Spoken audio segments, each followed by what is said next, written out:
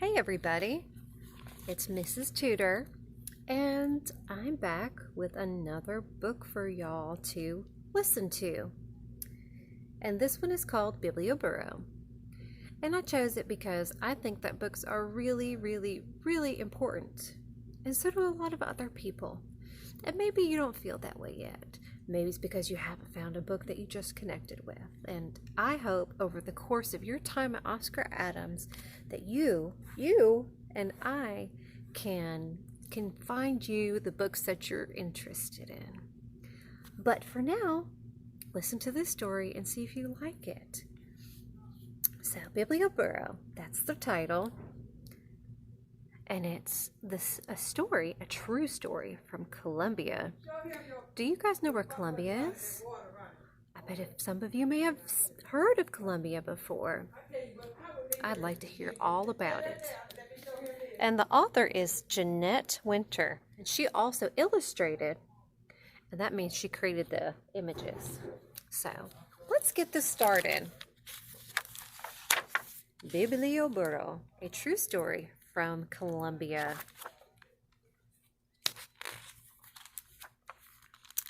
Deep in the jungles of Columbia, there lives a man who loves books. His name is Luis. Oh, and look at that page. So there's Luis in his house. And look at all those animals and the fruit in the jungle. Oh, it looks beautiful and so alive and so vibrant. As soon as he reads one book, he brings home another. Soon the house is filled with books. Sounds like my kind of a place. His wife Diana grumbles. What are we going to do? Eat books with our dinner?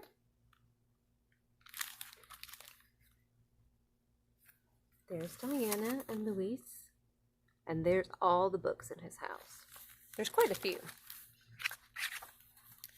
Luis thinks long and hard, and at last an idea pops into his head.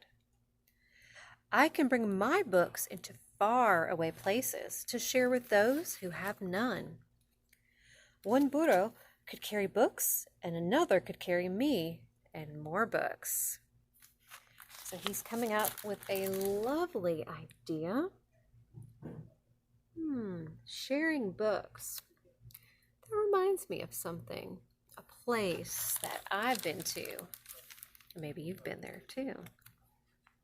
A library. Luis buys two sturdy little burros. He names them Alpha and Beto. He builds crates to hang on their backs and paints signs Biblioburro, the burro library. And then Diana fills the crates with books. So she may have did not know what to do with all of his books, but now she sees sharing is a great idea, and it really is.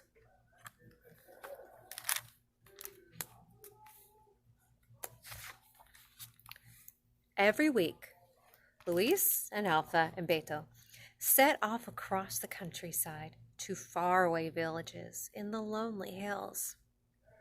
This week, they traveled to El Tormento. I wonder, I love that he's also reading while he's riding the burro, the donkey, right? You can't do that if you're operating a vehicle like a car, but you can read while you're on a burro. Deep in the hills, the path is lonelier than ever. Bird songs are the only sounds they hear. And then, from deep in the shadows, a bandit leaps out. Okay, please let us pass, Luis says. The children are waiting. The bandit scowls at the books. But he takes one and growls, next time, I want silver. Oh my goodness. I'm glad he did take a book because, books are awesome. But I didn't like that he just stole it. The Biblioburro continues on its way over the hills until at last Luis sees houses below, and the children of El Tormento run to meet him.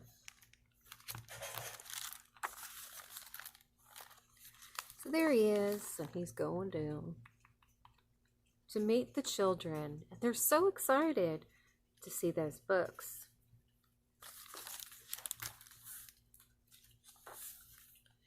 Luis insists on reading a story, but they choose books to borrow before they choose books to borrow. Today, I have a surprise for you, he says. He reaches behind the books and pulls out a bundle of masks. Little piglets, put on a mask, and I'll read you a tale about piggies.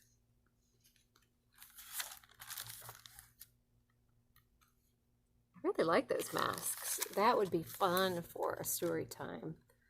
Maybe the Three Little Pigs, something like that.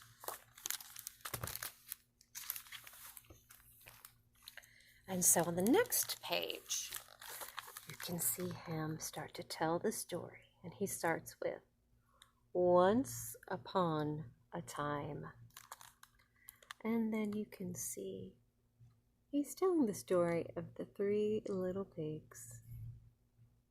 There's a big bad wolf, and the house is made of straw and grass and stone, and the wolf being blown away.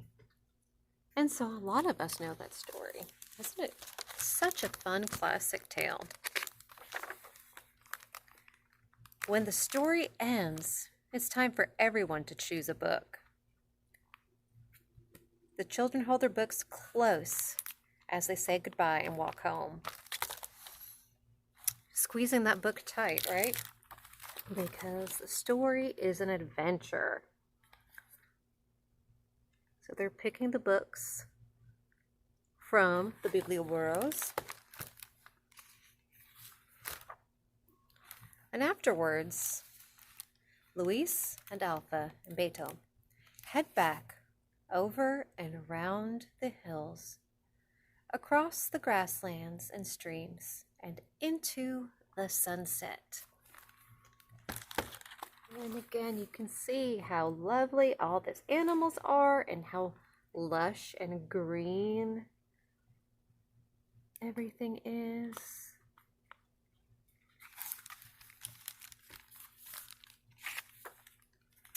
At home, Luis feeds his hungry burros, and Diana feeds her hungry husband.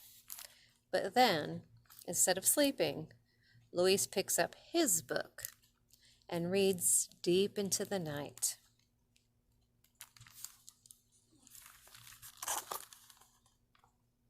I really like this illustration. What do you think about it? You see all the world is asleep, and there's Luis reading by the light. Right?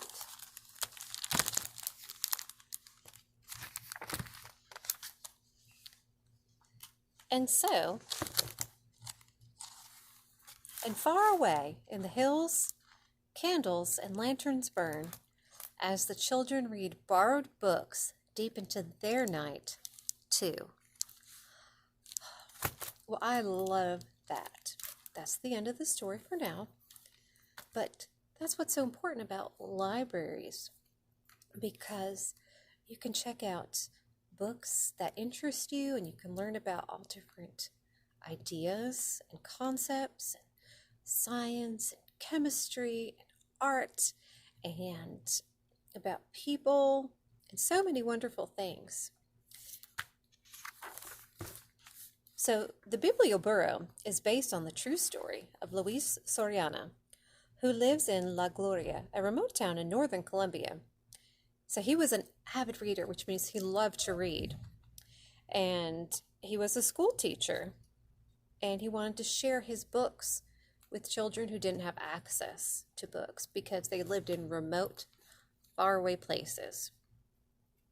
And so this started in the year 2000, which for you was a long time ago. But for someone like me, I was a young person, and so it's really interesting to me that there were people in 2000 who didn't have access to books like we do here in our school and at our local libraries as well.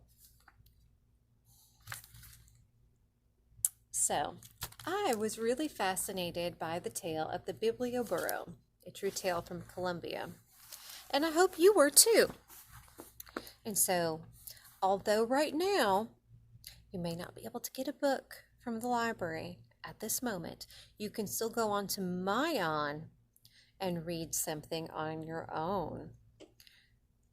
I think 20 minutes a day is a really great goal to begin with yourself. So you start your goal at 20 minutes or work your way up to 20 minutes. And make sure that you have a book that is just right for you at your reading level. We'll talk more about that later. So I'll see you soon. Thanks for listening. Bye.